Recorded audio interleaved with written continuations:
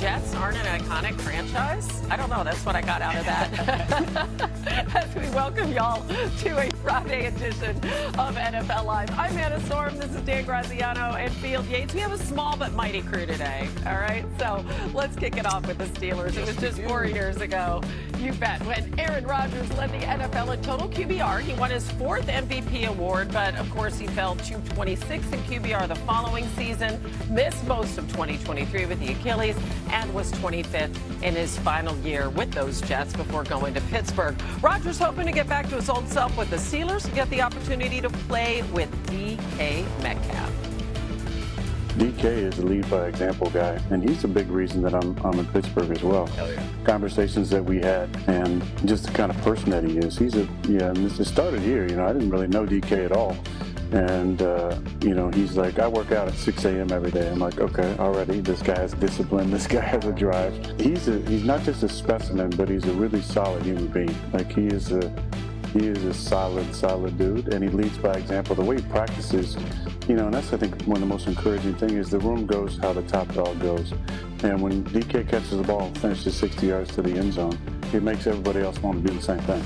All right, both guys in their first year with the Steelers. Field, what are your expectations for that connection? Yeah, Hannah, I'd say that my offensive expectations for Pittsburgh are a little bit murky, but I do think they look up. If this team does something a bit differently than the way they approached the game last year, I felt like throughout much of last season, the Steelers just wanted to run the football, control the clock, and play championship-level defense, where the second half of their schedule revealed that's not good enough for them when they played the more difficult teams. DK Metcalf doesn't just lead by example, as Aaron Rodgers said. He leads in terms of explosiveness, as no player had more 20-plus yard completions last season. Aaron Rodgers was tied for the 8th most completions of 20 or more yards in the NFL last year, and tied for 14th in terms of completion percentages on those throws down the field. Aaron Rodgers is certainly a capable downfield thrower. I want to see this team, who, by the way, forked over a $150+ million extension to DK Metcalf as part of the trade, say we are putting our money where our mouth is, and say we're going to feature this player down the field who inarguably is one of the most unique in this entire regard in the league, because when you're playing the Baltimores and the Kansas Cities and the Buffaloes of the AFC, just playing great defense isn't enough. You have to be complementary in offense, and the Steelers showed down the stretch last year they simply weren't close enough to that. Yeah, and there are still some lingering questions, Field. Is the offensive line going to be good enough? Are they going to be able to count on the rookie running back, Caleb Johnson? On the defensive side of the ball, those guys are getting a little bit older. It probably looks like one of the older starting defenses in the league. So there are questions other than about Aaron Rodgers and the passing game. But in terms of Rodgers and DK Metcalf, and talking a little bit this summer to their offensive coordinator, Arthur Smith, he was saying he and Rodgers were in contact throughout the process prior to Rodgers signing, checking in periodically throughout the spring, talking about what the offense would look like. Obviously, they knew they would have DK, so they've discussed how to use him. So it should be a collaboration, I think, between Arthur Smith and Aaron Rodgers that'll really get ramped up once they get to training camp. Minicamp was not about Aaron Rodgers on the field making throws. He was getting acclimated to the place. He signed just a couple days before that minicamp. They wanted to see Will Howard, the rookie, get some reps in minicamp. But once they get to training camp, I think we'll start to see how this offense takes shape with Arthur Smith and Aaron Rodgers. Yeah, let's hope that is a collaboration, Dan, because we have seen in the past Aaron Rodgers not be on the same page with his coaches in terms of play calling. All right, time now for some top stories. Let's stay there in Pittsburgh. TJ Watt, Graz, what do we know? TJ Watt, 1 year left on his contract, looking for a contract extension, still doesn't have one.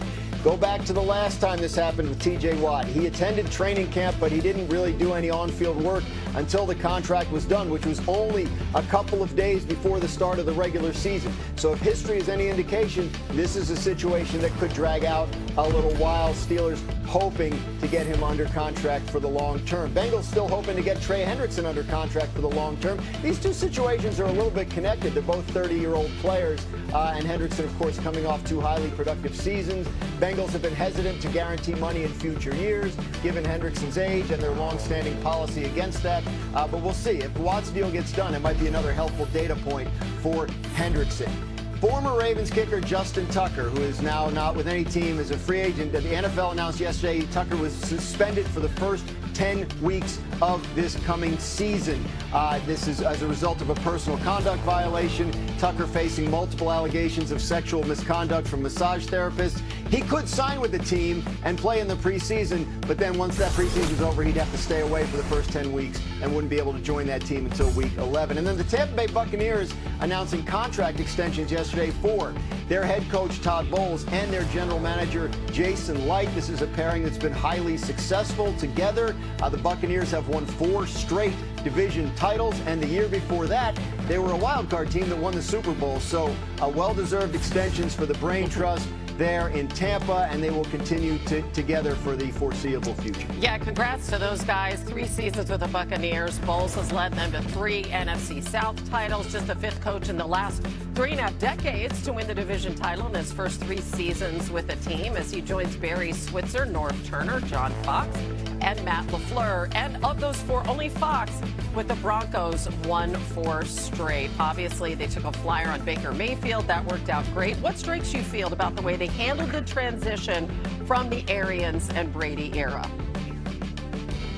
Yeah, and on top of that, Hannah, it was the transition from a salary cap tight team to a team that all of a sudden is right back in great position. What I would say about the Buccaneers is it feels like almost all the things that we talk about with them are about football. It's about a team that is winning consistently, that has drafted extremely well, that has found some diamonds in the rough, which candidly Baker Mayfield was when he signed as a free agent. Not because we didn't know the name Baker Mayfield, but because his value had taken some dramatic shifts and turns when he was traded from Carolina, briefly with the Rams. This was a bet on a player who the Buccaneers had scouted, of course, back when he came out in 2018, was the first overall player in the draft. I appreciate how drama-free the Tampa Bay Buccaneers often are, maybe almost always are. This team wins, they draft extremely well, and I believe this is one of the teams that has a chance to make that next step in the NFC and become a true blue contender in that conference. They certainly hope so, and they certainly believe, Field, that they have the pieces to do it. You go back a couple of years to when they signed Baker Mayfield, they believed they were getting somebody whose career was ready to bounce. He had been injured, and he had a little bit of a chip on his shoulder, but they felt like he was healthy and ready to go. And that brief time he spent with the Rams that previous year benefited him a lot. The offensive coordinator will be new for the 3rd straight year. Dave Canales a couple of years ago, Liam Cohen this past year. Both those guys are now head coaches in the NFL. So Baker Mayfield, a little bit of a kingmaker in terms of offensive coordinators. So we'll see where that goes. But other than the offensive coordinator position, a lot of continuity. We talk about the GM and head coach staying the same. They bring back Chris Godwin. Obviously still have Mike Evans in the wide receiver core. So, yeah, a lot around Baker Mayfield in terms of that structure stays the same even as the offensive coordinator changes. And we got to give Baker credit for being the constant here these last couple of years that has succeeded with all that change going on. Yeah, no teams won 5 straight NFC South titles since the division launched in 2002. And we're just getting started on NFL Live. Expectations are high in year 2 for Jim Harbaugh and the Chargers. Here, White Field says we should be on the lookout for a deep playoff run. And we're playing a new game. It's called Fantasy versus Reality when it comes to some big impact. Got the rest of SVP's conversation with Quinn, apparently over a couple of lattes at 5 Eastern. And then 1 month from today, July 27th, Jay Harris and I will be in Virginia live from Commanders training camp as part of 50 States in 50 Days.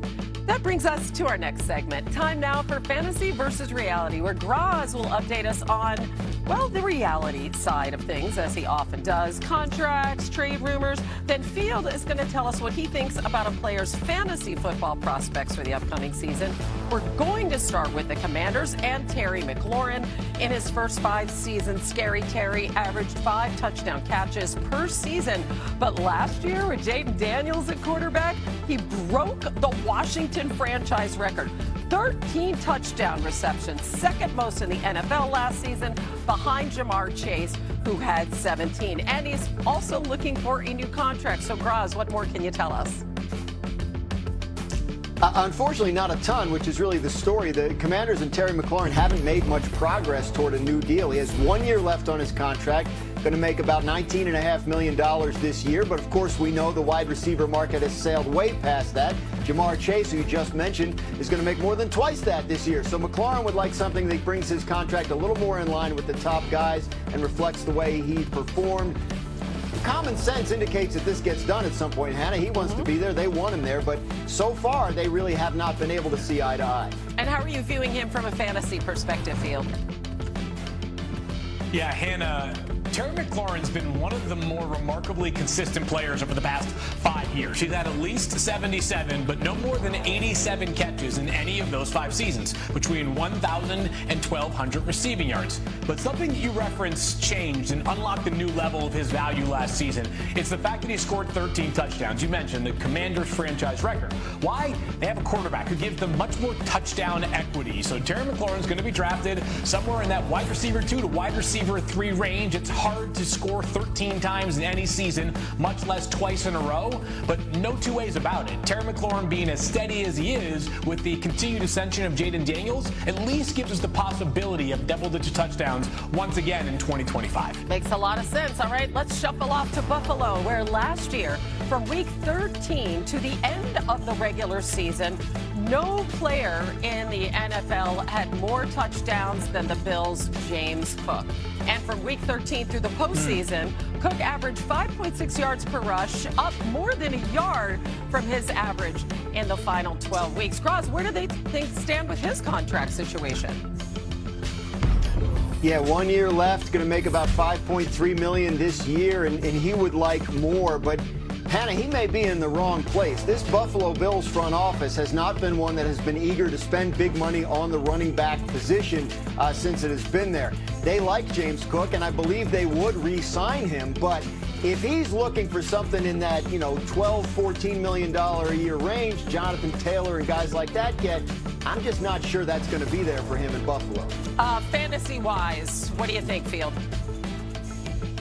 Yeah, Hannah, this is a player who profiles as a potential top 20 option regardless of position in all of fantasy football this year, with one big catch. Dan just mentioned how it doesn't feel like there's a lot of momentum towards an extension. If there's no deal in place by the start of the season, is James Cook going to be on the field for week 1? If he gets banged up and there's no new contract in place, is he going to miss multiple weeks, which, by the way, would be the responsible thing to do for